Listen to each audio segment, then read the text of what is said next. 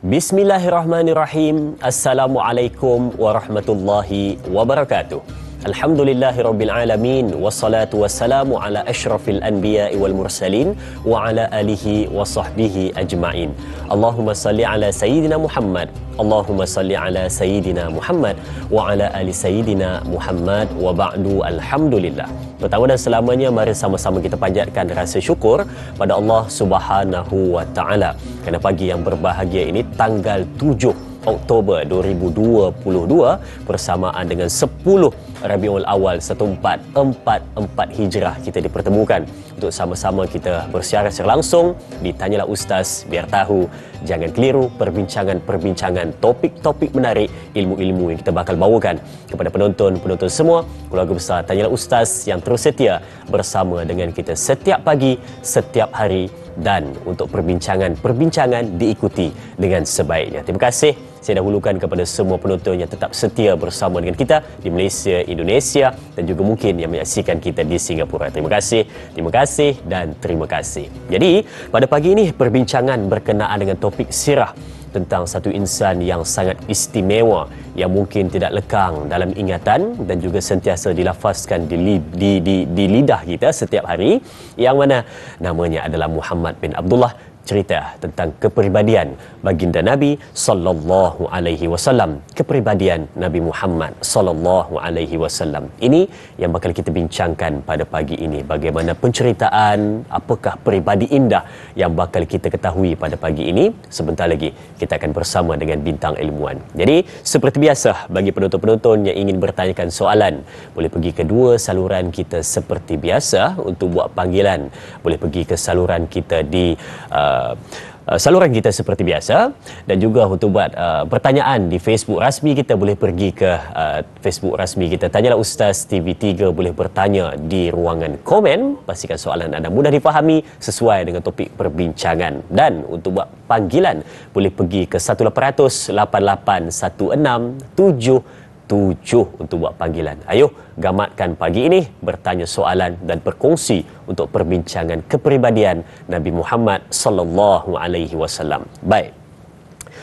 Bila sebut saja, mesti ada panel yang akan bincangkan dan bawakan penceritaan tersebut. Pagi ini kita akan bersama dengan Al-Fadil Ustaz Zul Ramli Razali. Tidak asing dengan topik perbincangan sirah. Selamat datang Ustaz. Ya, terima kasih. Tanyalah Ustaz untuk 7 Oktober 10 Rabiul Awal ini.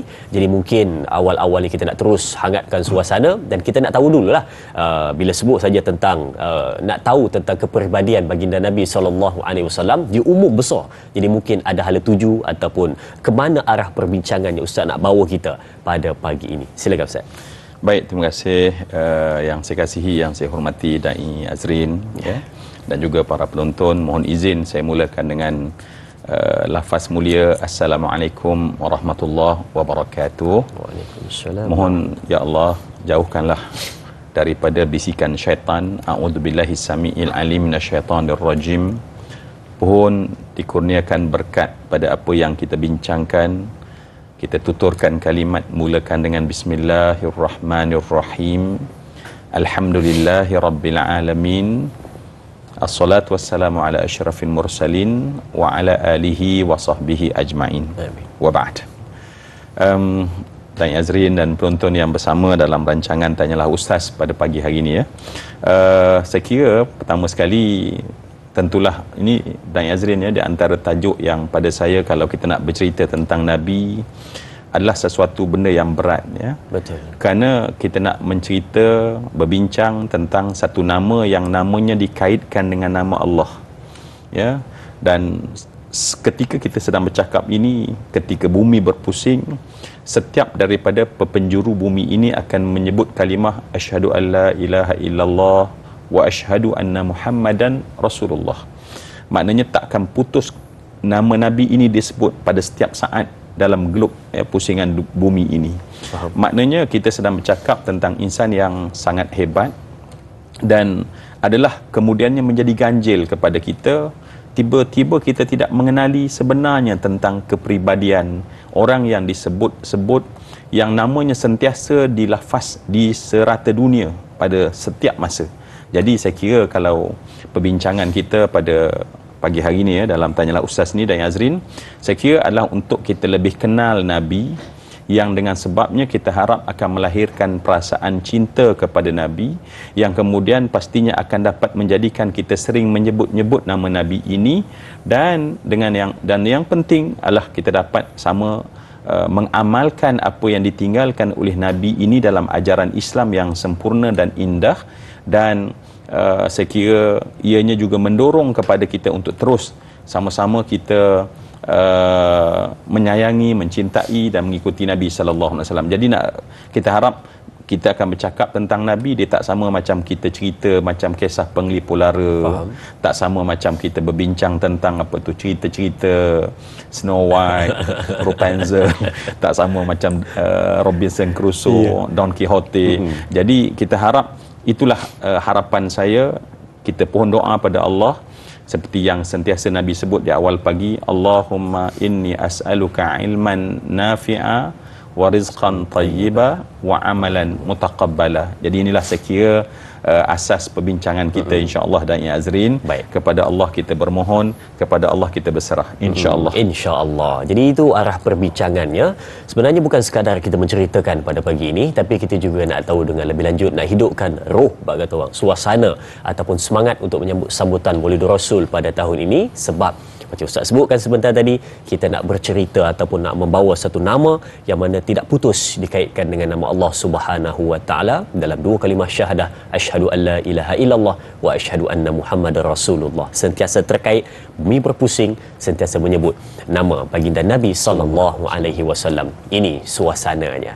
Jadi jom kita terus pergi untuk perbincangan kita, dan kita nak laju pada pagi ni ya, nak ambil soalan-soalan dari penonton-penonton. Saya yakin banyak soalan, kalau anda perhatikan di Facebook kita penuh soalan-soalan ataupun sesuatu yang dikongsikan oleh sahabat-sahabat kita. Jadi terus kita nak ambil yang pertama, iaitu dari Laila di La Rosa. Jom kita lihat soalannya. Katanya, Assalamualaikum Ustaz.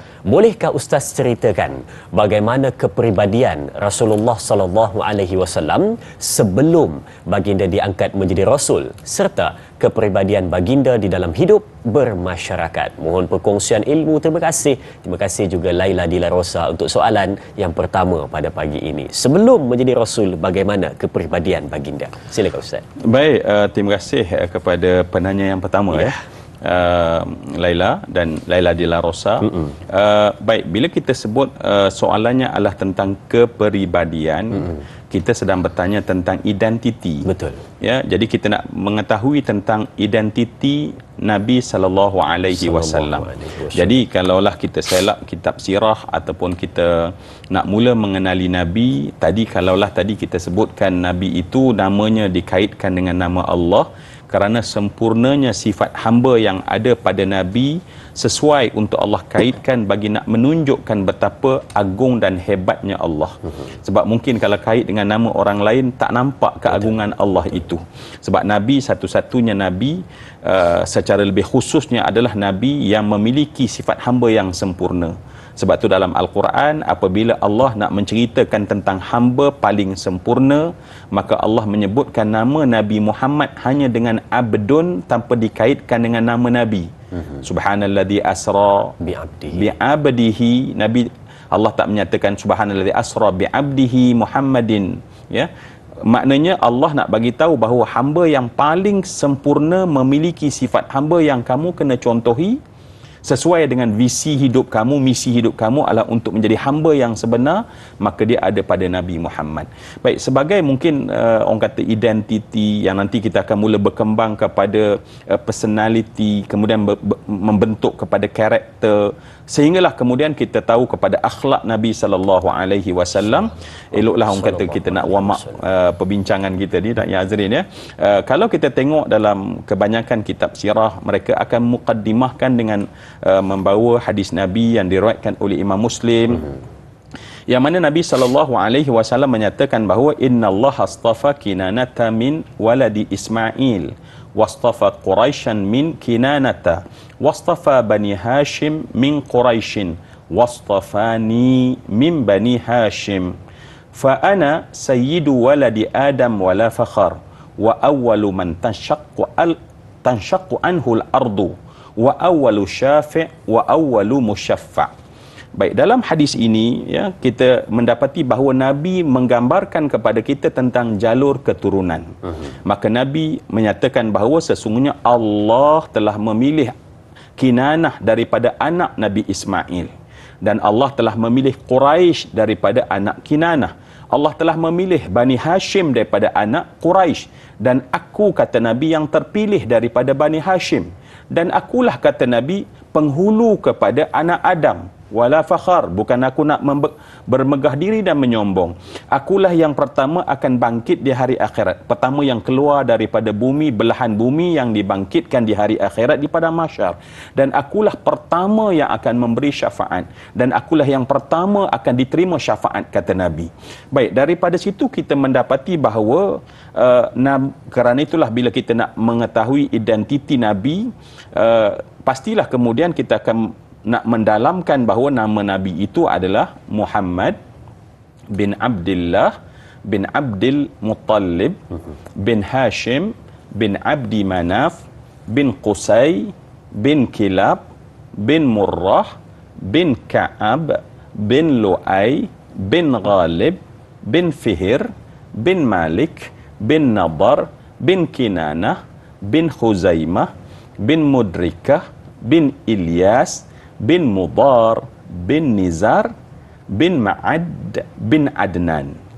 Kalau kita nak sambung dalam riwayat Ziyad bin Abdullah Al-Bakai daripada Ibnu Ishaq Al-Muttalibi, maka dia akan kata Adnan bin Ud bin Udad bin Tirah bin Muqawwim bin Ya'rub bin Yashjub bin Nabit bin Ismail bin Ibrahim bin Tarah bin Nahur bin Saruh bin Raghu bin Falih bin Aibar bin Shalih bin Irfakhshad bin Sam bin Nuh bin Matusalah bin Akhnukh bin Niyar bin Mahlail bin Qinan bin Yanis bin Sith bin Adam alaihi salam.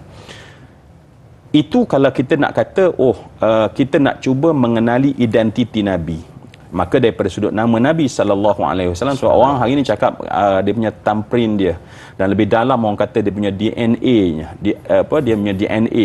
Jadi soalan Laila tadi, setelah kita tahu nama Nabi, secara sepintas lalu keturunan Nabi yang dimuliakan oleh Allah daripada satu sulbi ke satu sulbi, maka kita tahu pula kemudian bahawa Nabi ini telah menonjol dari sudut kepribadian. Sebab kalau kita katakan kepribadian itu merujuk kepada akhlak, ya, merujuk kepada akhlak, tingkah laku. Kalaulah Imam Al-Ghazali menyatakan bahawa akhlak seseorang ialah satu tingkah laku yang terhasil tanpa perlu dia fikir. Faham? Ya, kalau kita masih nak fikir, saya jumpa Dain Azri nak senyum ke tak hari ni, itu berlakon. Itu namanya baru hal disebut, ya. Sama ada lakonan. Betul. Ataupun mungkin desak-desak diri. Itu belum akhlak. Faham? Akhlak adalah satu benda yang lahir secara spontan. Dan Nabi, bila kita bercakap, bukan satu benda yang Nabi itu baru-baru nak buat keadaannya.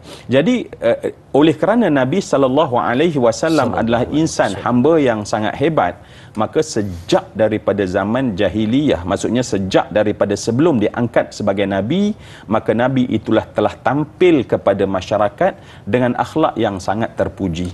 Bukan baru dapat wahyu, barulah insaf, barulah kata saya hijrah dah sekarang, adapun dulu saya ni lara lalai dan lupa, kan? Tidak sama sekali. Bahawa Nabi itu telah dibekal dengan kesempurnaan akhlak dan keelokannya sebelum daripada diangkat menjadi Nabi itu sendiri. Itu yang pertama, Dain Azrin, ya.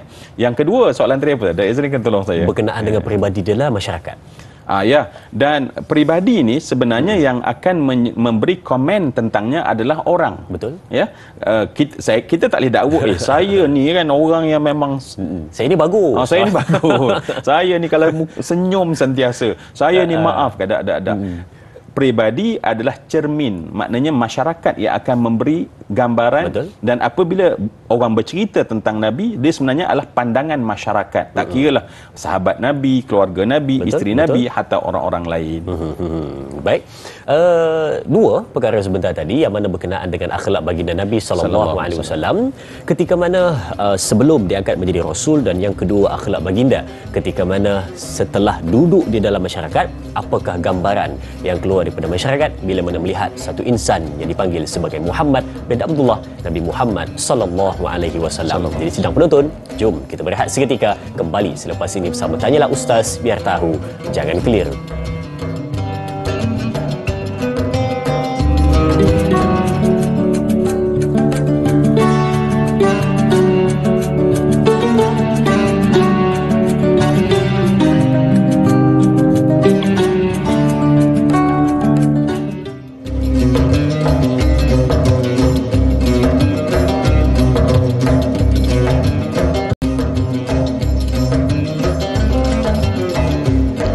Ayuh sama-sama kita banyakkan selawat ke atas junjungan besar Nabi Muhammad sallallahu alaihi wasallam di waktu bila, di mana-mana dan bila-bila sahaja. Banyakkan berselawat, mudah disebut dan besar manfaatnya, mungkin juga salah satu tanda kecintaan kepada Nabi Muhammad sallallahu alaihi wasallam. Baik, kembali dalam perbincangan kita berkenaan dengan kepribadian Nabi Muhammad sallallahu alaihi wasallam. Pak kata Ustaz di awal tadi, bukan kita tertumpu kepada penceritaan sahaja, tetapi kita nak lihat menghidupkan ruh dan kita nak cari intipati di dalam perbincangan tersebut supaya dapat menjadikan tahun ini sambutan Maulidur Rasul 12 Rabiul Awal 1444 Hijrah adalah yang bermakna dalam kehidupan, dan makin dekat kecintaan kepada Nabi Muhammad sallallahu alaihi wasallam, makin menjadi hamba yang lebih taat dan baik akhlaknya. Okey, perbincangan seterusnya kita nak ambil soalan di Facebook dari sahabat kita Pak Suli Romli. Katanya, Assalamualaikum Ustaz. Soalan saya, siapakah yang membentuk kepribadian Rasulullah sallallahu alaihi wasallam sejak kecil hingga beliau wafat? Apakah contoh akhlak Rasulullah sallallahu alaihi wasallam sehingga dikatakan akhlak Rasulullah itu akhlak Al-Quran, dan Allah Subhanahu wa taala mengangkatnya sebagai kekasih dan dijamin syurga? Mohon pencerahan Ustaz. Terima kasih. Terima kasih juga Pak Su Li atas soalan itu. Terima kasih Pak Su. Siapa yang mengajar katanya? Baik. Dan apakah contoh peribadi sifat sehingga mana diangkat menjadi satu akhlak yang disebut akhlak Rasulullah adalah akhlak Quran? Silakan Ustaz. Baik, Allahumma salli wa sallim wa barik wa zid ala sayyidina Muhammad wa ala ali sayyidina Muhammad. Terima kasih Pak Suli Ramli ya, dan Azrin. Apabila kita mengetahui okey, siapa yang membentuk kepribadian Nabi sejak daripada kecil? Betul. Baik, kita tahu bahawa Nabi akan sejak kecil pasti Nabi ini adalah nanti akan menjadi seorang Rasul Allah, ya, atau digelar sebagai Nabi Allah. Nabi Allah. Dan pastinya adalah yang mendidik Nabi itu, ya, yang mendidik Nabi itu, ya, persekitarannya, dan ada Allah Subhanahu wa taala pasti secara langsung mendidik Nabi sallallahu alaihi wasallam, ya. Kita biasa mendengar, ya, apa yang dikatakan sebagai hadis bahawa adabani rabbi fa ahsana ta'dibi, ya. Aku ini telah dididik adab oleh Allah, oleh Tuhanku, maka Tuhanku mengelokkan adab aku. Walaupun status hadis ni dibincangkan dengan panjang lebar dan ada yang menyatakan tidak sampai ke darjat untuk diterima sebagai hujahan. Namun kita mendapati bahawa ulama yang membahaskannya semua bersetuju bahawa sebenarnya memang berlakunya proses kepada Nabi itu langsung daripada Allah untuk membentuk peribadi dan akhlak Nabi sallallahu alaihi wasallam, ya. Kalau kita tengok dalam jalur yang lain, kita akan mendapati bahawa Sayyidina Umar Al-Khattab sebagai contoh menyatakan kehairanannya, ya. Sayyidina Ali juga menyatakan kehairanannya dari sudut bagaimana Nabi boleh tahu sesuatu benda yang sedangkan Nabi duduk sesama kami, tapi Nabi boleh bercakap sesuatu yang di luar daripada apa lingkungan kita. Itu sebagai contoh yang kita katakan dalam jalur-jalur nak menceritakan yang mana akhirnya Nabi menyatakan bahawa aku ini dididik langsung oleh Tuhan. Baik, maka kita ambil apa yang ulama setuju tentangnya, bahawa memang Nabi itu mendapat didikan langsung yang pastinya istimewa, yang tak samalah pasti dengan kita, ya. Kita dan makhluk dan manusia tak lari daripada didikan langsung daripada Allah, itu pasti, ya. Walaupun mungkin yang mengajar saya mungkin dari Azrin, tetapi hakikatnya adalah Allah Subhanahu wa taala yang menggerakkannya ataupun memberikan sumber itu untuk mengajarkan kepada seseorang. Jadi dengan itu saya kira boleh kita fahami tentang kedudukan Nabi bagaimana proses pendidikan itu berlaku pada Nabi sallallahu alaihi wasallam. Betul. Baik. Dan yang kedua berkenaan dengan bagaimana contoh ataupun contoh-contoh sifat baginda Nabi sehingga kan disebut akhlak Rasulullah itu akhlak Al-Quran. Baik. Tinggi darjat tersebut. Ya, pertama sekali ya, mungkin kita tak berapa perasan kerana sebab kita ni dalam hidup ni banyak sangat penanda-penanda aras. Betul. Okey ya, kalau pejabat mungkin kita ada skema mungkin tertentu, KPI, ini penanda KPI. aras KPI dia kan, barulah dia achieve atau tak Ya, achieve betul. ya. So hari ni mungkin terlampau banyak penanda aras. Dan bagi para sahabat, penanda aras mereka yang tertinggi adalah Al-Quran. Betul. Jadi apabila mereka nak ceritakan bahawa seseorang itu mencapai paras yang tertinggi, maka perkataan yang akan digunakan adalah akhlaknya adalah akhlak Quran. Kana khuluquhul Quran. Ini yang disebut oleh Sayyidatina Aisyah ketika para tabi'in bertanya, mereka tak sempat berjumpa dengan Nabi, bagaimanakah kesimpulan yang boleh dibuat? Jadi Sayyidatina Aisyah menyebutkan standard atau KPI yang paling tinggi, dan standard tersebut tak boleh dipakai oleh orang lain. Faham. Maknanya tak ada, oh saya nak Abu Bakar akhlaknya seperti Quran. Orang tak pernah katakan, sebab Al-Quran itu standardnya sangat tinggi. Paling tinggi. Jadi dalam Al-Quran itu sendiri, seluruh apa yang ada di dalamnya, kerana dia adalah kalam Allah, dalamnya ada tuntutan. Dan di sini bila Dain Azrin ya, saya rasa insaf lah ya Allah. Kita selalu nak memperjuangkan tentang Rasulullah. Tetapi akhlak Rasulullah, sebab dalam Al-Quran Allah kata jangan mengata orang, jangan memfitnah orang. Begitu banyak yang dikatakan dalam Al-Quran yang memang sahih dan jelas, tetapi dalam pelaksanaan seharian kita, manusia yang kadang-kadang kita menganggap kita ni memperjuangkan Nabi, kita meninggalkan apa yang merupakan yang paling penting daripada perjuangan Nabi, yakni akhlak Nabi. Ya, jadi itu yang kenapa apabila ditanyakan kepada Sayyidatina Aisyah, maka Sayyidatina Aisyah menjawab adalah akhlaknya Quran. Quran adalah standard yang tertinggi dan tidak ada standard yang lain. Jadi kalau sebut standard lain tu belum lagi cukup untuk memberi faham bahawa oh, Nabi itu akhlaknya sangat mulia. Standard itu kadang-kadang kita faham, kita kata nak menunjukkan hebatnya akhlak Nabi Muhammad sallallahu alaihi wasallam, tapi hari ini kita dapat satu istilah baru, iaitu nak tunjukkan standard akhlak Nabi Muhammad sallallahu alaihi wasallam yang sangat tinggi, meletakkan akhlak Rasulullah itu adalah Al-Quran. Baik, kita ada pemanggil di talian. Assalamualaikum. Waalaikumsalam warahmatullahi wabarakatuh. Da'i Azrin dan Ustaz Zul Ramli Muhammad Razali. Saya Omar Abdul Majid dari Felda Cini Timur 3, Pekan Faham. Assalamualaikum Ustaz dan Da'i. Waalaikumsalam warahmatullahi. Ya Tuan Omar. Ya wajah salah. Wajah salah. Sihat alhamdulillah. Corona harap irwajulah. Subhanallah. Jadi soalan saya begini Ustaz ya. Ya. Ustaz orang kampung saya jugalah. Jadi soalan saya begini. Oh, kampung tak Jadi soalan saya, Ustaz, kita dah kenal dah Nabi daripada kecil. Kita dah kenal sangat. Kepribadian dia cukup baik, cukup apa kata tak ada tanding tara.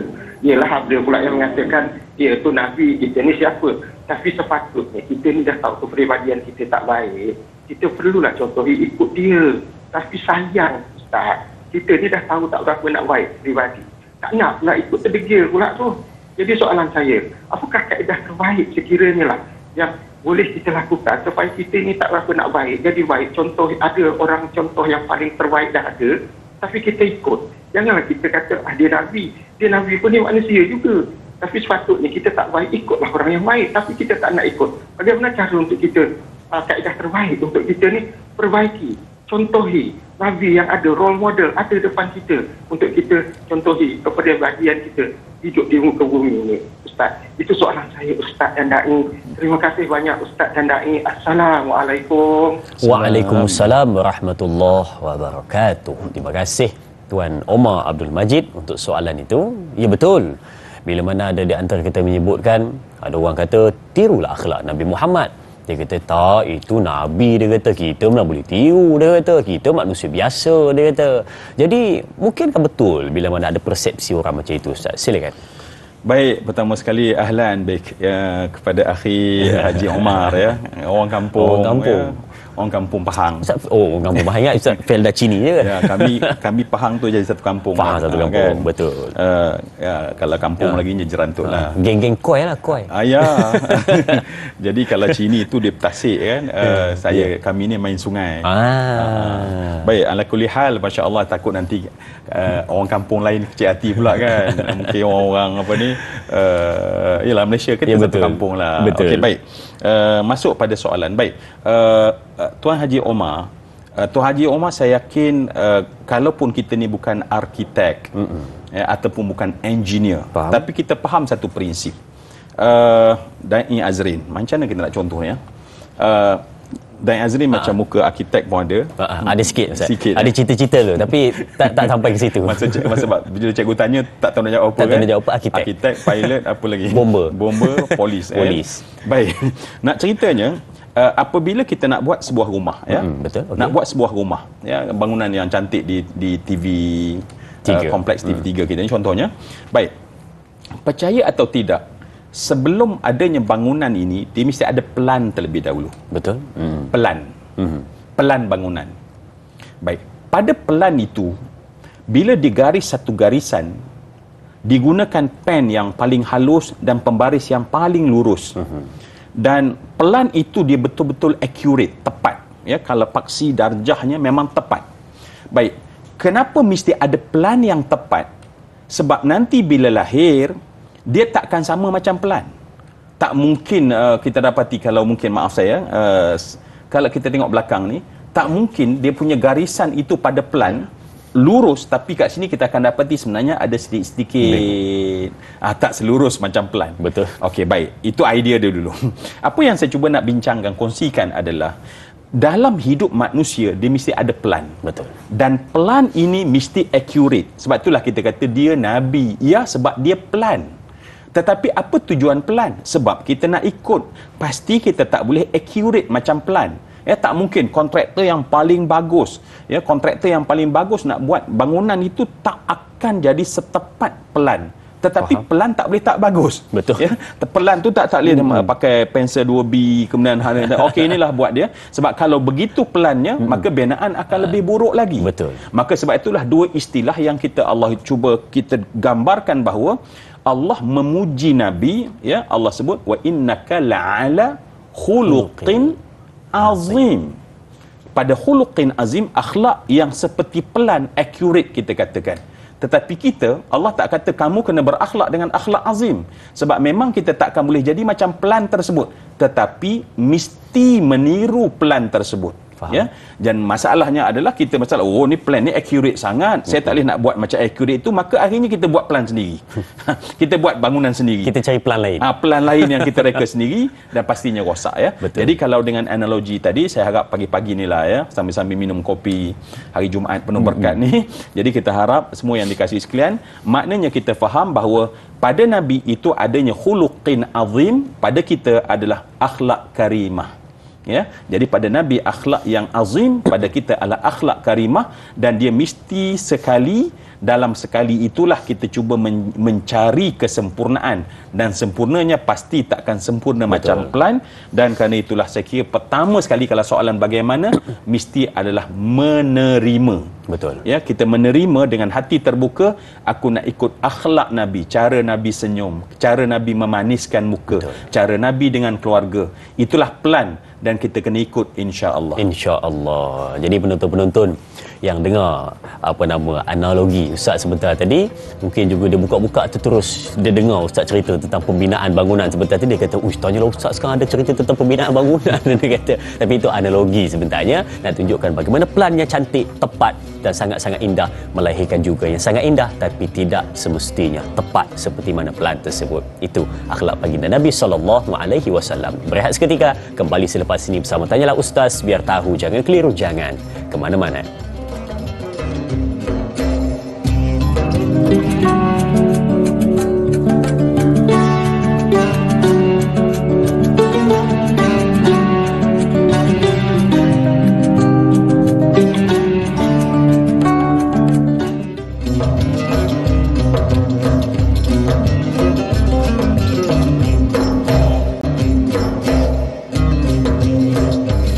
Baik, terima kasih dan terima kasih diucapkan kepada semua penonton terus setia bersama dengan kita.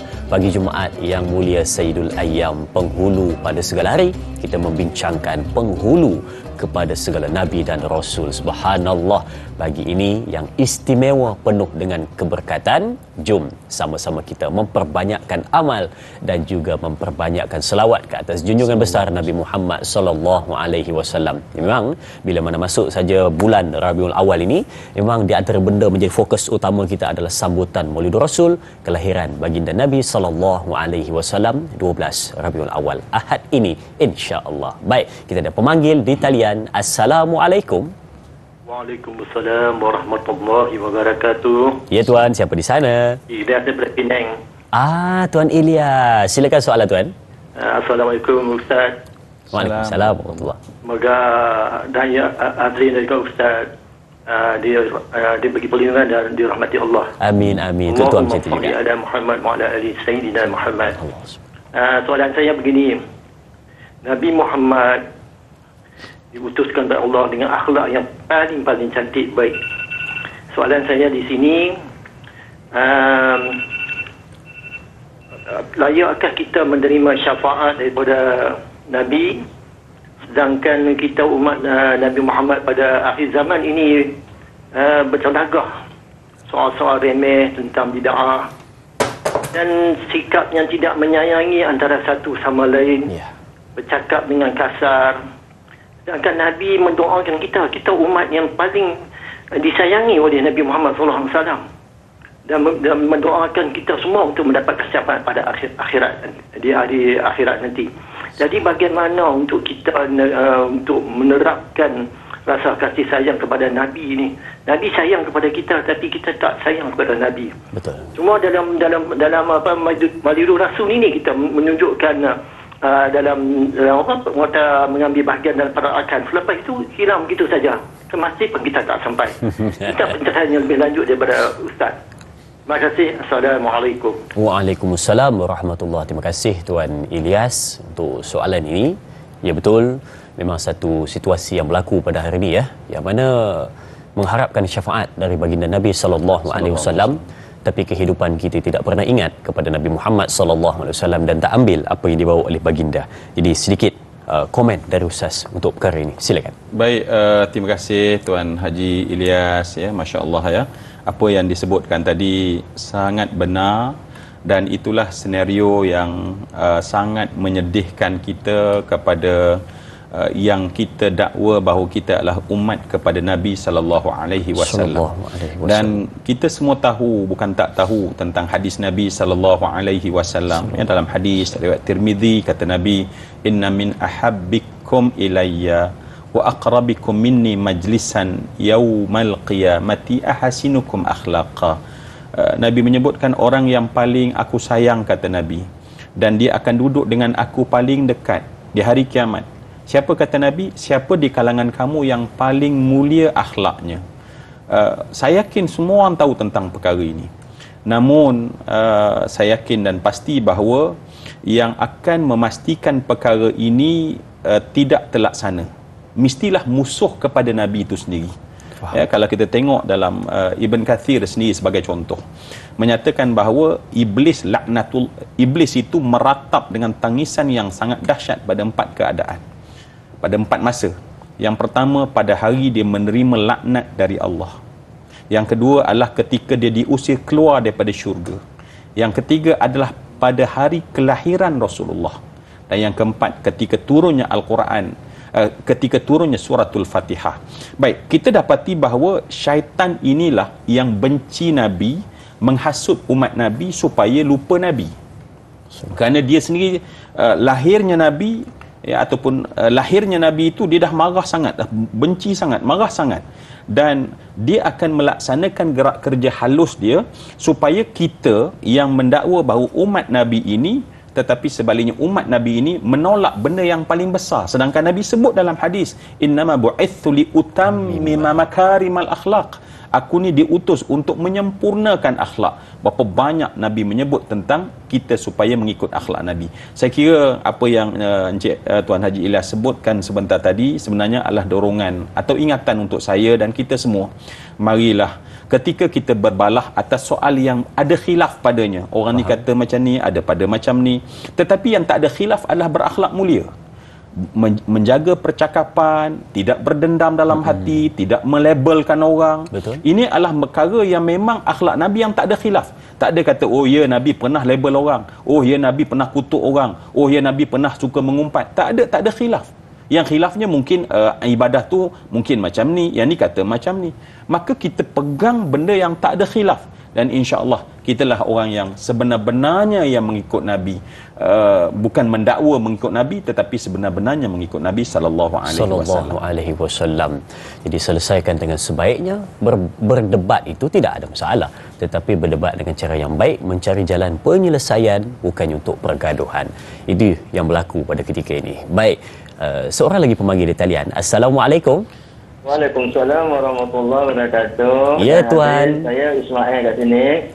Tuan Ismail. Ya, betul. Saya suka bunyi kicauan burung. Hari ni ada?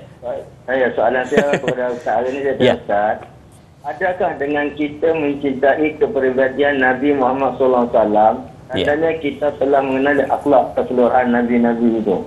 Itu soalan saya hari ini. Terima kasih. Assalamualaikum warahmatullahi wabarakatuh. Waalaikumsalam warahmatullahi wabarakatuh. Terima kasih Tuan Ismail dari Sungai Buloh bertanyakan soalan berkenaan dengan bila mana kita ini mencintai baginda Nabi SAW. Adakah kita mengikuti seluruh peribadi baginda Nabi SAW?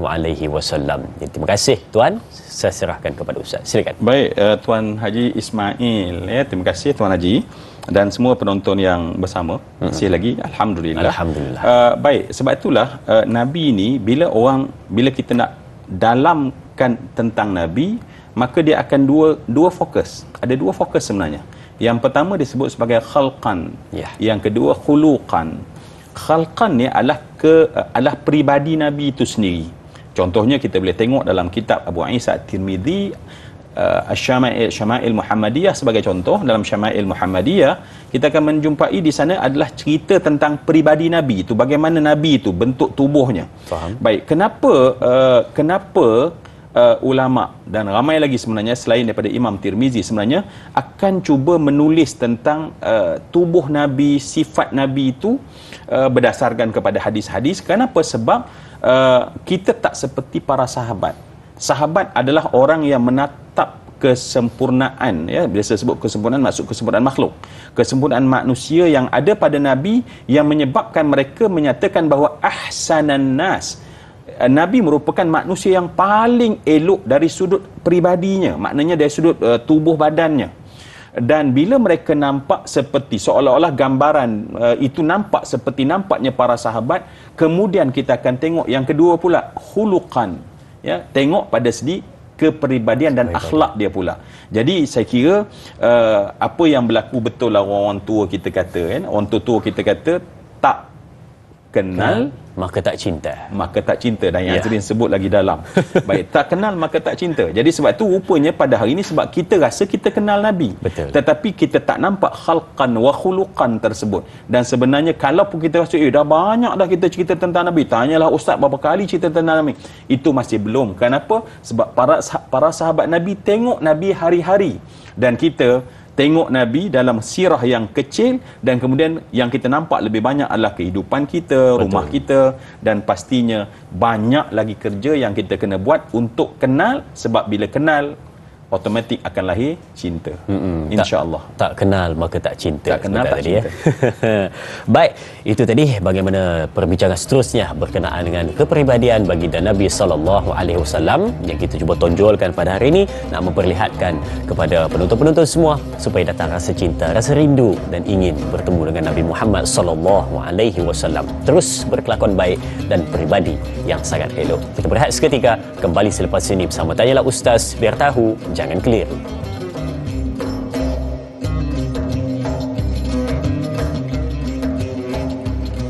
Sallallahu ala Muhammad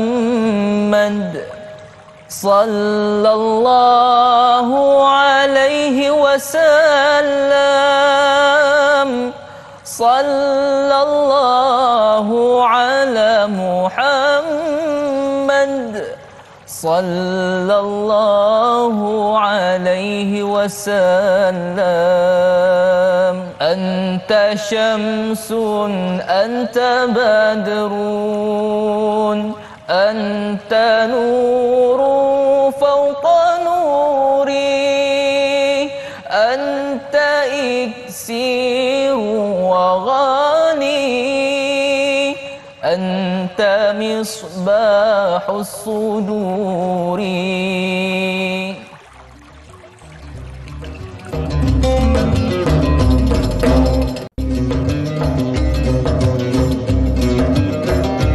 Baik, kembali duduk di meja perbincangan untuk kita terima lagi soalan-soalan dari penonton-penonton Keluarga Besar Tanyalah Ustaz, biar tahu, jangan keliru.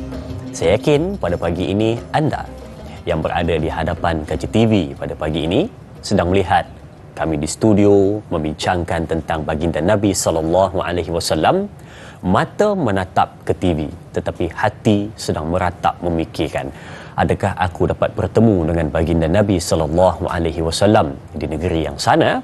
Jadi kalau mahukan syafaat, kalau mahukan kebaikan, dan kalau mahukan pertemuan yang indah dengan baginda Nabi SAW, maka perelokkan akhlak, ikut apa yang dibawa oleh baginda Nabi SAW, berpeganglah dengan dua wasiat baginda Nabi, iaitu Al-Quran dan juga hadis. Baik, jom kita teruskan perbincangan kita. Kita ambil soalan dari sahabat kita Jura Azlin Sofian. Katanya, Assalamualaikum Ustaz. Soalan saya ada dua. Yang pertama, Nabi Muhammad SAW diberikan gelaran Al-Amin. Apakah peristiwa yang berlaku di sebalik gelaran tersebut? Yang kedua, kepribadian Rasulullah SAW juga terserlah bila baginda bersama dengan orang lain. Apakah sifat-sifat terpuji itu yang boleh kita amalkan supaya kita sentiasa disenangi, disayangi, dihormati dan oleh kawan maupun lawan? Wah, subhanallah, cantik soalannya daripada sahabat kita Jura Azlin Sofian. Terima kasih ya tuan, puan, soalannya itu, dan saya serahkan kepada Ustaz. Yang pertama Al-Amin, dan yang kedua sifat terserlah yang dihormati oleh kawan maupun lawan. Silakan. Baik, alhamdulillah, terima kasih Jura ya. Jura Azlin. Baik. Sofian. Semua yang saya kasih sekalian, ini satu benda yang saya kira biasa kita dengar ya. Nabi Muhammad itu hatta sebelum diangkat menjadi Nabi telah digelar ia dengan Al-Amin. Betul. Bagaimana ianya berlaku, saya suka untuk kalau kita tengok pada tafsir, contohnya tafsir At-Tabari dan tafsir Qurtubi, dalam mencarahkan ayat, menafsirkan ayat tentang wa khatama ala sam'ihi wa qalbihi, ya, wa khatama ala sam'ihi wa qalbihi, maknanya Allah itu mengkhatam pendengarannya dan hatinya. Maka dia mengambil perkataan daripada Maqatil yang menyatakan bahawa ini berlaku sebenarnya, ayat ini turun kepada satu keadaan di mana yang boleh kita faham. Satu ketika Abu Jahal dan Al-Walid bin Mughirah, kedua-duanya orang pembesar Quraisy, mereka lakukan tawaf di Kaabah. Ya, kita tahulah Kaabah itu telah dilakukan tawaf secara jahiliah sejak zaman jahiliah. Baik, maka berlakulah dialog bahawa pada ketika itu berkata Abu Jahal dalam dialog mereka berdua tu. Dan inilah yang kemudian dirakam, mengatakan bahawa di sana kita dapat rakam mengambil bahawa Al-Amin itu, kata Abu Jahal bahawa ketika Nabi itu masih ketika dia remaja, kita telah menggelarkan dia dengan As-Sadiq Al-Amin. Ketika dia remaja, kita panggil dia As-Sadiq Al-Amin. Maknanya Nabi ini sejak daripada remaja lagi dia telah digelar dengan panggilan Sadiq Al-Amin. Maknanya seorang yang benar, seorang yang amanah sejak dia remaja. Dan kemudian dia kata, tapi kita ni, maknanya dalam dialog dua orang di antara Abu Jahal dan Al-Walid bin Mughirah ni, maka dia kata cuma kita ni bila dia tu dah besar, dah sempurna akal, kita panggil dia Majnun. Jadi macam dalam dialog tu menunjukkan betapa tak kenanya. Maka pada ketika itu Al-Walid kata, kalau macam tu, kenapa kau menolak dia? Kan? Maka dia kata dalam dialog tu lah, dia kata, aku berdepan dengan ramai wanita-wanita yang kemudian mengata bahawa aku ni dah ikut Muhammad. Maka dia pun bersumpah demi Lata dan Uzza, maka tak mungkin sampai bila pun aku akan menerima Muhammad. Walaupun dia akui bahawa Muhammad itu seorang yang memang benar. Betul. Yang digelar dengan Al-Amin dan As-Sadiq Al-Amin. Jadi daripada penyataan yang dibawa oleh Imam Al-Qurtubi dan At-Tabari dalam tafsirnya itu, maka kita tahu bahawa gelaran Al-Amin itu adalah telah tumbuh dan lekat pada Nabi sejak daripada Nabi remaja lagi. Maknanya ketika Nabi itu umur tak sampai belasan tahun lagi, sampai pada belasan tahun, belum sampai pada umur 25 tahun lagi, maka Nabi dah terkenal dengan panggilan Al-Amin dan As-Sadiq. Subhanallah. Baik, dan soalan kedua tadi, apakah sifat yang terserlah kepribadian baginda Nabi SAW apabila bersama di halayak masyarakat sehinggakan kawan dan lawan menghormati, menyayangi, mencontohi baginda Nabi SAW? Yang kawan tu kita boleh terima, Ustaz, tapi lawan tetap menghormati. Silakan, Ustaz. Ya, baik. Saya kira sebab itulah untuk diterima, maka bukan intelektual dia. Betul. Bukan kekuatan fizikal dia, bukan kaya dia, bukan pengaruh dia. Tetapi yang mengikat manusia adalah akhlak dia. Betul. Jadi sebab itu Allah Subhanahu wa taala menyebut dalam Al-Quran dalam surah Ali Imran ayat 159. Kerana Allah Subhanahu wa taala menyatakan khusus tentang Nabi, fabima rahmatin minallah lintalahum. Ya. Dan Allah menyatakan bahawa falau kunta faddan ghalidhal qalbi lam faddu min hawlik. Allah Subhanahu wa taala menyatakan dengan jelas bahawa di antara rahmat Allah kepada engkau wahai Muhammad, lintalahum, engkau itu sifatnya adalah lemah lembut kepada mereka. Maknanya akhlak Nabi itu, seorang yang ada Nabi itu seolah-olah memakai akhlak yang mulia pada diri Nabi, sampai Nabi itu kelihatan, bukan sekadar kelihatan, tetapi memang seorang yang sifatnya lemah lembut. Lintalahum. Dan kemudian Allah menyatakan bahawa walau kunta fazzan ghalizal qalbi, dan sekiranya kamu itu seorang yang kasar, ghalizal qalbi, keras hati, lam faddu min haulik, nescaya orang keliling akan lari daripada kamu. Jadi apa yang tak ada pada Nabi, dan untuk kita lah, kalau kita nak supaya kita itu disayangi, tak kira oleh kawan, hatta pada lawan, maka dua sifat yang ada pada Nabi yang Allah gambarkan adalah mesti bersifat lemah lembut. Betul. Dan membuang sifat keras hati dan sifat kasar, ya, cakap kasar, ya, kita tak suka satu benda kita pun terus dengan kasarnya, ya. Kadang-kadang benda tu benda yang boleh ditolak ansur kan, tetapi pada kita terus beri verdik seolah-olah kalau dia buat hanya salah sedikit tetapi terus neraka jahanam kekal abadi selama-lamanya. Contoh, ini istilah yang diberikan kepada golongan Khawarij. Betul. Sebagai contoh, golongan Khawarij asal ada satu salah dia terus kait macam orang kafir. Jadi akhirnya kasar. Ini yang kita pasti bukan mengikut Nabi SAW. Betul. Mungkin musuh menidakkan apa yang dibawa oleh baginda Nabi SAW, mungkin daripada sudut agama yang dibawa kerana dikatakan bercanggah dengan agama nenek moyang mereka, tetapi musuh tersebut tidak menolak keindahan dan kecantikan peribadi baginda Nabi SAW. Memang lumrah naluri fitrah kepada manusia, suka kepada yang cantik, yang elok dan juga yang baik. Mungkin membenci apa yang dibawa, tetapi tidak boleh membenci kepribadian baginda Nabi SAW. Mungkin kerana itu juga ada yang jatuh cinta kepada Nabi Muhammad, datang dalam keadaan marah, pulang dalam keadaan sayang kepada baginda. Baik, soalan seterusnya kita ambil dari sahabat kita Al-Shal. Katanya, Assalamualaikum. Yang pertama, katanya, bagaimana ketokohan Nabi Muhammad SAW sebagai seorang pemimpin yang cukup disegani meskipun berdepan dengan pihak musuh? Dan yang kedua, mohon Ustaz jelaskan sifat-sifat terpuji Rasulullah SAW berkenaan dengan siddiq, yakni benar, amanah, jujur, tabligh yang menyampaikan, dan juga fatanah, bijaksana. Terima kasih kepada sahabat kita Al-Shal untuk soalan ini, dan saya serahkan kepada Al-Fadhil Ustaz. Silakan. Baik, terima kasih Al-Shal, ya.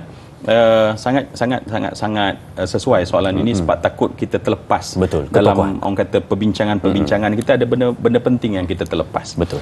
Ya, bila kita sebut akhlak, ya, bila sebut akhlak, sebenarnya akhlak ini secara lebih khusus akhlak Islamiah dia mungkin berbeza dengan apa yang orang kata etika, ya, walaupun penampilannya akan sama. Dalam etika sebagai contoh, kita digalakkan memberikan senyuman, menyantuni dan melayan. Kalau kita ada mungkin etika melayan pelanggan, ada piagamnya. Tetapi dia sebenarnya ada garis yang jelas berbeza di antara yang dinamakan akhlak. Sebab akhlak adalah satu benda yang lahir daripada dalam, keluar, inside out. Adapun etika satu benda yang boleh kita disiplinkan seorang dan akhirnya dia mungkin lakukan menjadi dia punya tabiat dia. Benda yang boleh dilatih. Boleh dilatih. Akhlak adalah satu benda yang terbit daripada dalam, maka sebab itu akhlak terbagi pada dua. Akhlak batin dan akhlak lahir. Ya. Dan kenapa Nabi begitu hebat? Sebab Nabi menjuarai kedua-dua akhlak ini. Sebab kalau kita hanya lahirkan orang berakhlak pada akhlak lahir, tetapi kita tak bercakap tentang akhlak batin, dia mungkin boleh menjadi pemimpin tetapi munafik. Faham. Ya? Kita tahu kalau munafik itu dari sudut sejarahnya adalah menampilkan luaran yang cantik, tetapi batinnya adalah kufur dan kafir sama sekali. Maknanya kalaulah kita tidak menggunakan kaedah akhlak yang diajar oleh Nabi, dan kita menyebut soal pemimpin sebagai contoh, seperti soalan sebentar tadi, sebab ketokohan sebagai pemimpin, pasti akan lahir pemimpin-pemimpin yang kata kosmetik, plastik, yang akan manis mulutnya tetapi dalamnya sangat jahat. Maka sebab itulah bila kita katakan luaran yang baik daripada dalam yang baik, maka disitulah datangnya siddiq, amanah, tabligh dan fatanah, ya. Dan sebab itu akhlak yang terbit daripada benarnya, prinsip benar yang ada dalam diri Nabi, maka di sana ada pula akhlak dengan Allah. Maka pemimpin yang baik bukan menjanjikan baik kepada rakyat yang boleh ditipu kemudiannya, tetapi adalah seorang yang berjanji setiap patah perkataan itu, wa ma yalfizu min qaulin illa ladaihi raqibun atid. Dia tak bercakap satu perkataan melainkan setiap baris titiknya akan dicatat dan dia bertanggungjawab di atas setiap yang dikatakan. Jadi sebab tu dalaman, inside out, menjadikan Nabi ketokohannya dikagumi. Ya, kalaulah mungkin hanya luaran saja, sebagai contoh, ya. Sempat ke Dayang Azrin? Sempat. Sebagai contoh, ketika perang Uhud, ya, betul, sangat dahsyat dan Nabi jatuh ke dalam lubang, dan ketika itu pin baju besi itu, ya, meradak rahang Nabi sehingga mencucuk, sehingga mengeluarkan geraham Nabi, dan baju besi melekat dan pin tersebut melekat pada Nabi SAW. Para sahabat menadah darah merah Nabi yang mengalir, dan ada sahabat, kata Jabir ibn Abdillah, ada sahabat yang berkata secara spontan, wahai Nabi Allah, ya Rasulullah, doakan laknat kepada orang Quraisy yang menyerang kamu. Nabi SAW dalam merengsa kesakitan, apa Nabi kata? Aku diutus oleh Allah bukan untuk memberi laknat, tetapi aku adalah rahmat kepada seluruh alam.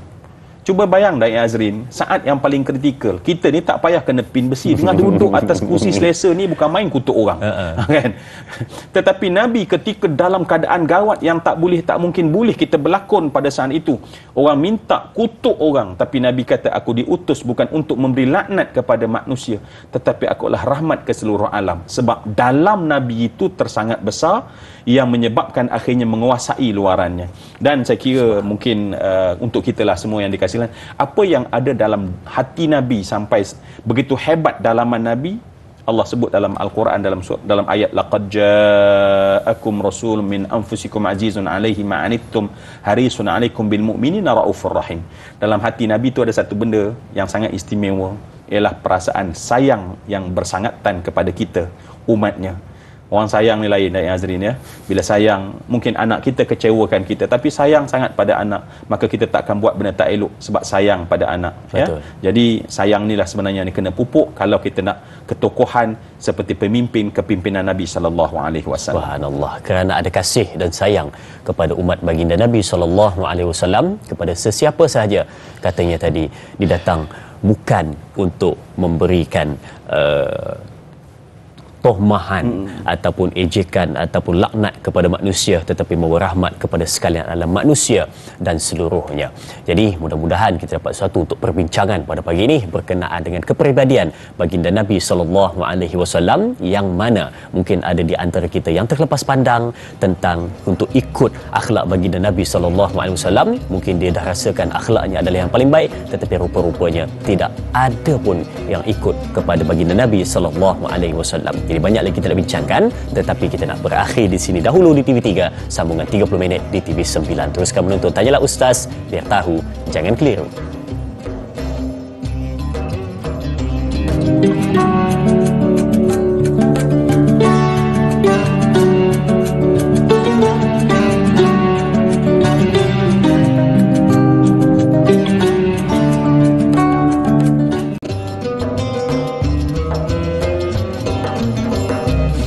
Alhamdulillah kembali bertemu untuk teruskan perbincangan kita. Sedar tak sedar ya, kita kembali pula pada bulan Rabiul Awal untuk sambutan Maulidur Rasul. Rasa macam baru je kita berarak, buat sambutan, ada majlis ilmu, makan-makan, pertandingan spanduk paling cantik untuk sambutan Maulidur Rasul, pertandingan qasidah, selawat, kita alunkan nasyid, burdah dan sebagainya. Rasa macam baru je lepas. Tapi datang pula untuk sambutan pada tahun 144 Hijrah ini ialah kerana rindu, cinta. Okay? Ada orang kata, dia kata bila mana kita ni buat sambutan Maulidur Rasul, adakah kita ni sayang pada Nabi Muhammad setahun sekali, katanya. Sebenarnya tidak. Sayang setiap masa, tetapi nak zahirkan betul-betul rasa cinta kepada Nabi Muhammad SAW secara bermasyarakat, ramai seperti itu adalah pada sambutan 12 Rabiul Awal. Ya, itu yang kita mahukan. Baik, kita bersatu padu untuk satu nama, iaitu Nabi Muhammad SAW. Baik, Ustaz, tadi mungkin kita ada sebut berkenaan dengan akhlak apa yang di dalam dia akan pergi keluar. Sebelum kita lihat soalan di Facebook, mungkin saya nak bagi selingan sikit lah. Sebab ada orang kata, dia sebut, saya ni dalam memang sayang pada Nabi Muhammad dan saya memang belajar betul bagaimana akhlak Nabi Muhammad. Tapi itulah dia kata, saya ni dalam bagus, luar je nampak jahat, dia kata. Jadi saya mungkin boleh bagi sedikit motivasi kepada penonton-penonton menidakkan persepsi orangnya seperti itu. Dia kata, saya dalaman memang baik, cantik, mengikut Nabi Muhammadnya. Tapi dia kata luaran tu je, saya terpaksa, dia kata, jadi jahat sikit. Silakan Ustaz. Baik, saya kira semua orang boleh bercakap, betul. Ya, walaupun fakta tak fakta, betul tak betul, sebab manusia ni hayawanun natiq, betul, benda hidup yang berkata-kata, ya. Namun apa yang diajar kepada kita oleh Nabi SAW ialah memang kita ni membetulkan dalaman, betul, dan daripada dalaman yang baik akan terselah kebaikan di luar, ya. Betul. Sebab tu Nabi SAW menyebutkan, dan kita biasa dengar hadis ini, inna fil jasadi mudrah idza salahat salahal jasadu kulluh wa idza fasadal jasadu kulluh ala wahyal qalb, ya. Dalam hadis riwayat Muslim ini kata Nabi SAW, sesungguhnya pada tubuh anak Adam itu ada seketul daging, kalau baik daging tersebut seluruh tubuhnya baik. Betul. Maknanya matanya, cakapnya, perkataannya, pendengarannya, tangannya semua jadi baik. Ala wahyal qalb, dia adalah hati yang menentukan baiknya sesuatu benda. Jadi dalam Islam diajar oleh Nabi synchronize di antara baik dalaman dengan baik mata, baik telinga, baik cakap, baik pegang, baik buat. Jadi kerana itu, kalaulah tidak berlaku, itu teori lain selain daripada agama Islam yang kita katakan manusia boleh bercakap apa yang dia suka. Subhanallah. Itulah yang biasa kita dengar hari ni. Saya dalaman baik, dia kata. Luaran je nampak jahat, tapi dalaman saya bagus, dia kata. Semua manusia boleh bercakap dan pelbagai persepsi yang kita dengar. Baik, kita nak ambil soalan di Facebook dari sahabat kita, Intan Zurina Abdul Razak. Mari kita lihat soalannya. Assalamualaikum Ustaz, ada dua di sini.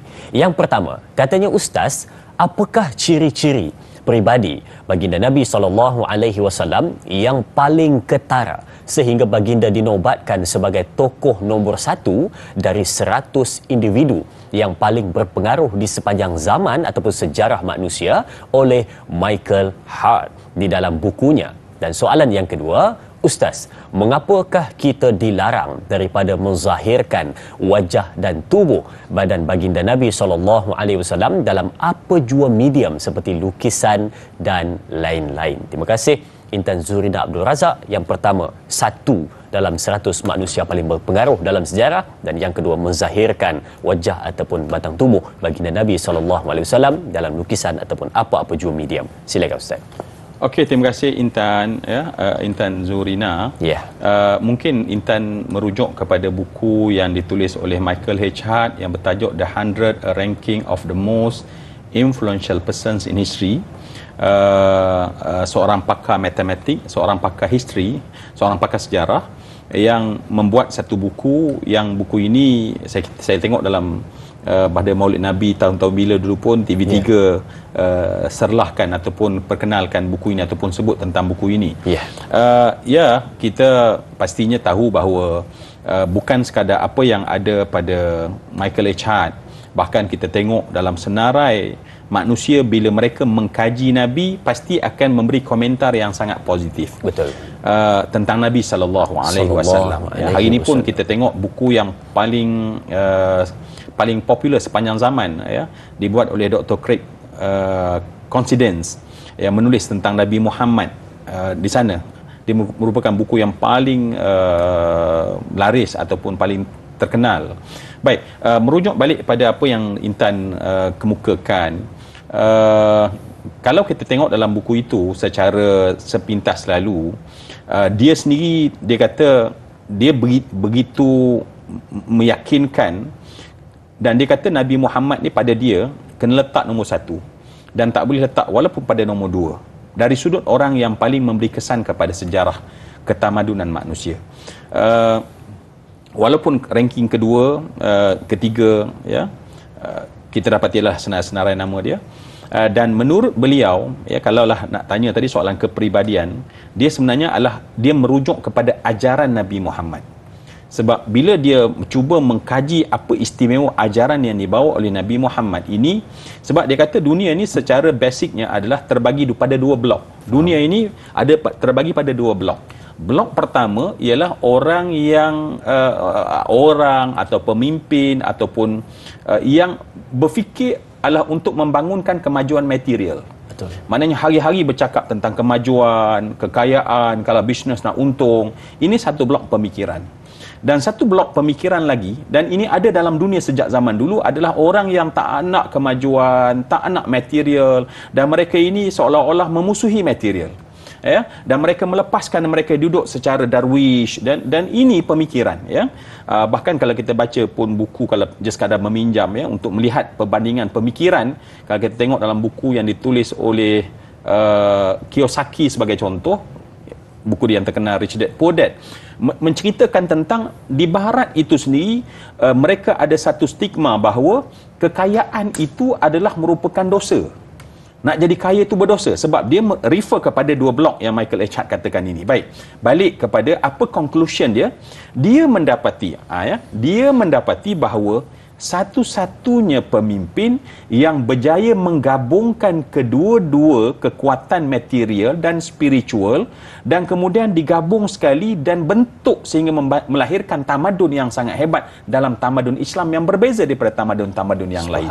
Jadi itu pendapat dia, dan kita mendapati bahawa memang itulah yang diajar oleh Nabi SAW, sehingga akhirnya Nabi hanya di zaman pemerintahan 2 tahun pemerintahan Sayyidina Umar Al-Khattab.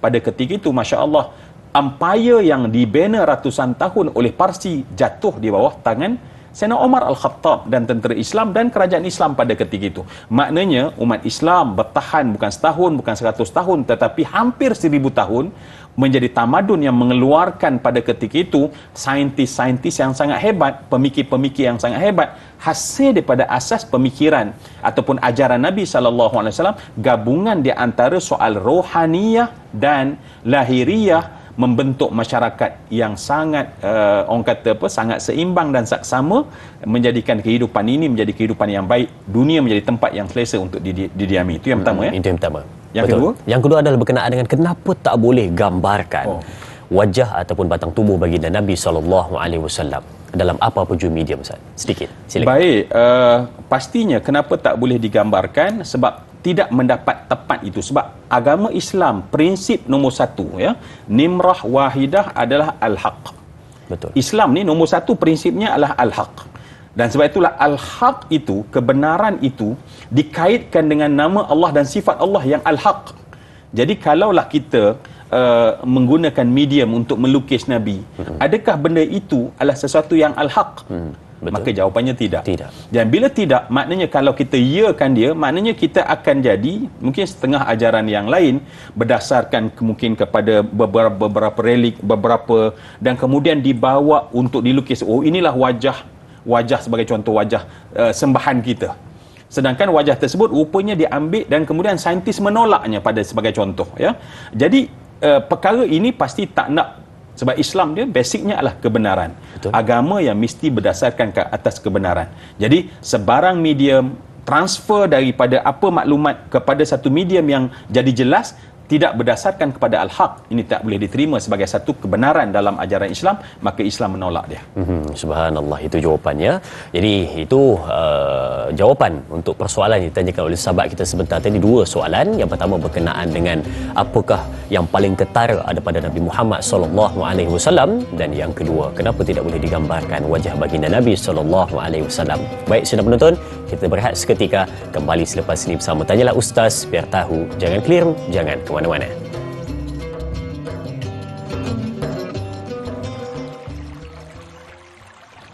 Sallallahu ala Muhammad,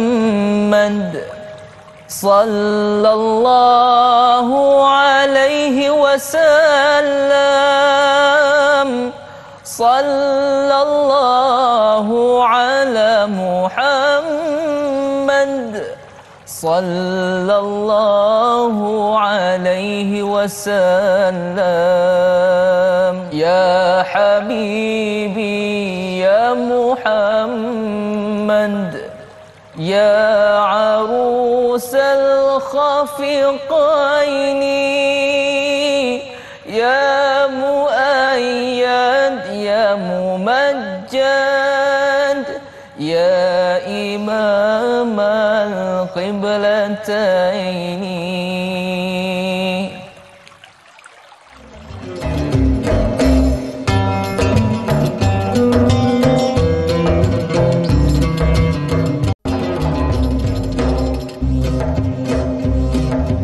Subhanallah, alhamdulillah, Allahu Akbar. Allahumma salli ala Sayyidina Muhammad wa ala ali Sayyidina Muhammad.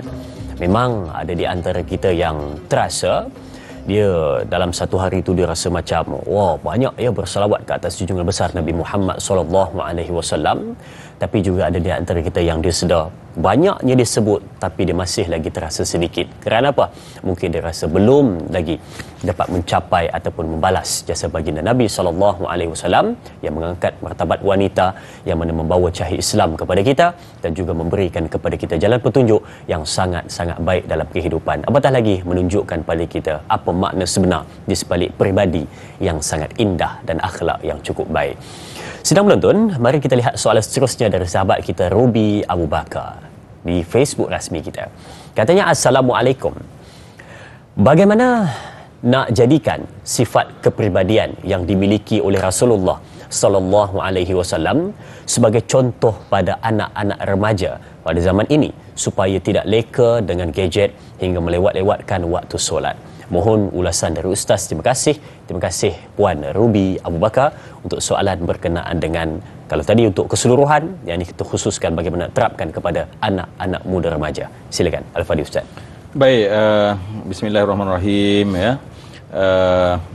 Terima kasih Dan Azrin mengingatkan kita supaya sebab saya risau juga sebab bila kita banyak bercakap tentang Nabi, kan kita biasa dengar hadis Nabi daripada Sayyidina Ali ibn Abi Talib dalam sunan ataupun Jami' Tirmizi.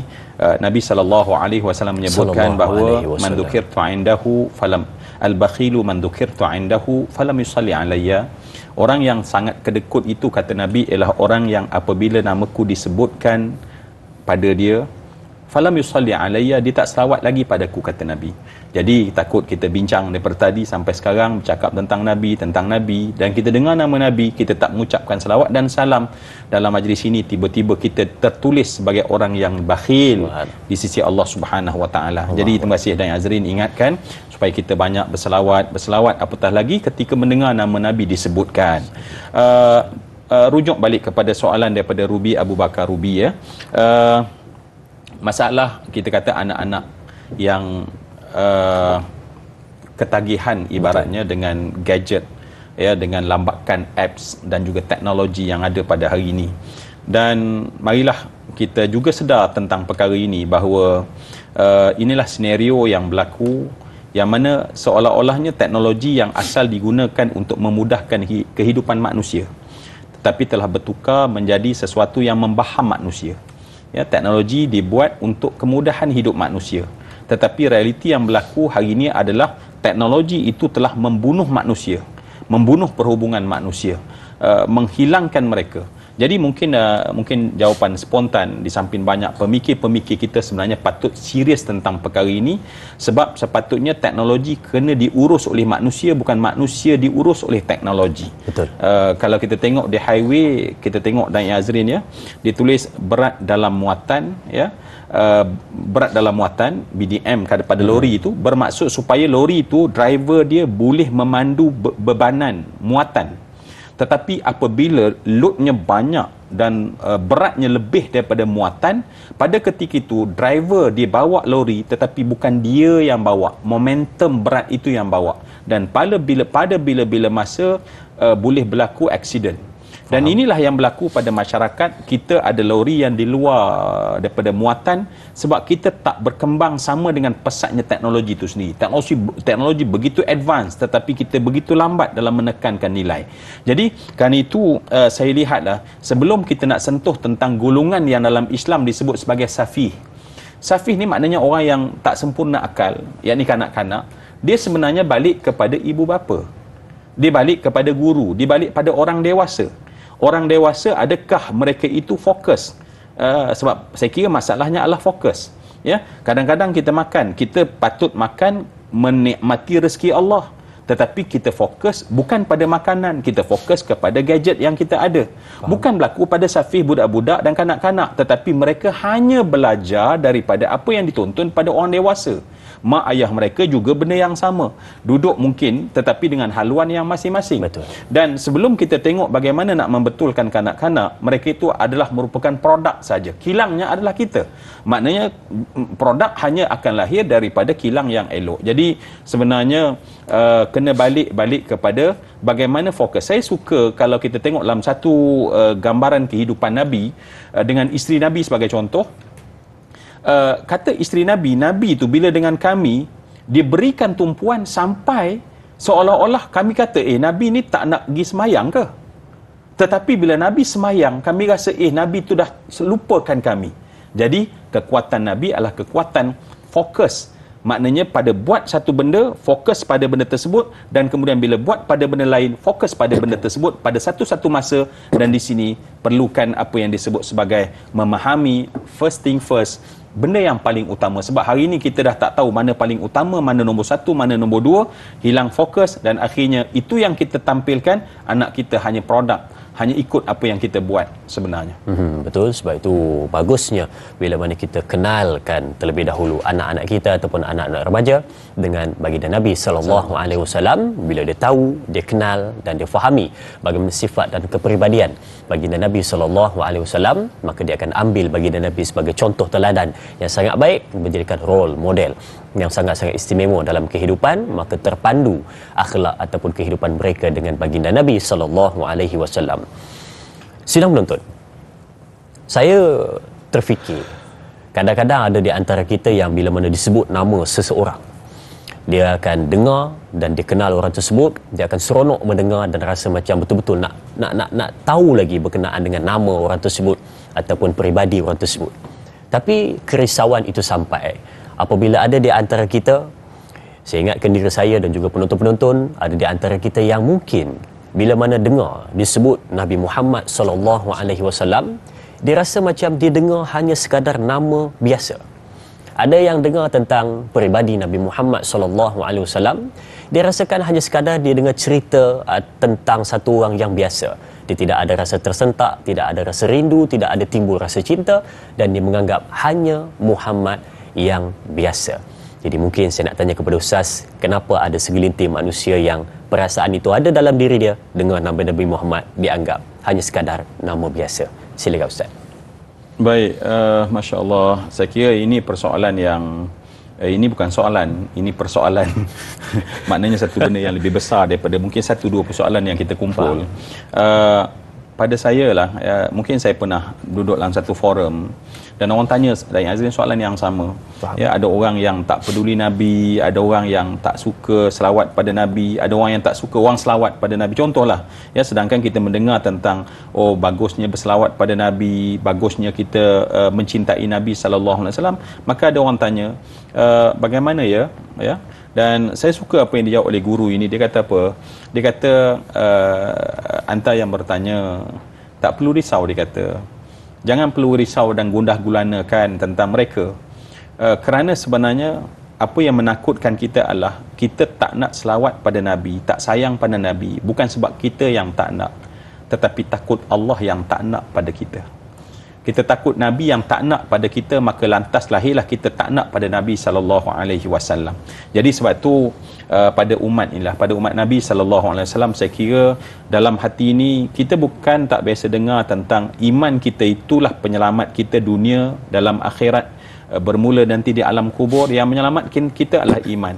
Dan iman ini Nabi menyebut dengan jelas tidak akan sempurna, kata Nabi, la yu'minu ahadukum hatta akuna ahabba ilaihi min walidihi wa waladihi wan nasi ajma'in. Tak akan sempurna iman kamu, kata Nabi dalam hadis riwayat Bukhari. Ya, kata Nabi sallallahu alaihi wasallam, tak akan sempurna iman kamu sehingga aku menjadi orang yang paling dia sayang, mengatasi dikata sayangnya dia pada ibu ayah, anak-anak ataupun manusia yang lain. Maknanya saya kira kita sebagai umat, dan sebab itulah kenapa ulama ya dulu bila tengok umat ni makin lama makin lalai, makin lama makin lupa, sebab itu tak berlaku di zaman sahabat. Ya, mereka ikut ajaran Nabi dan mereka sayang Nabi. Hari ini kita tak ikut ajaran agama kita dengan sempurna, dan kita nampak adalah kerana apa? Sebab ulama-ulama sejak dulu nampak bahawa umat ni dah jauh daripada Nabi. Maka sebab tu para ulama amilin berusaha sebenarnya nak tarik supaya hati-hati kita itu tidak jadi begitu.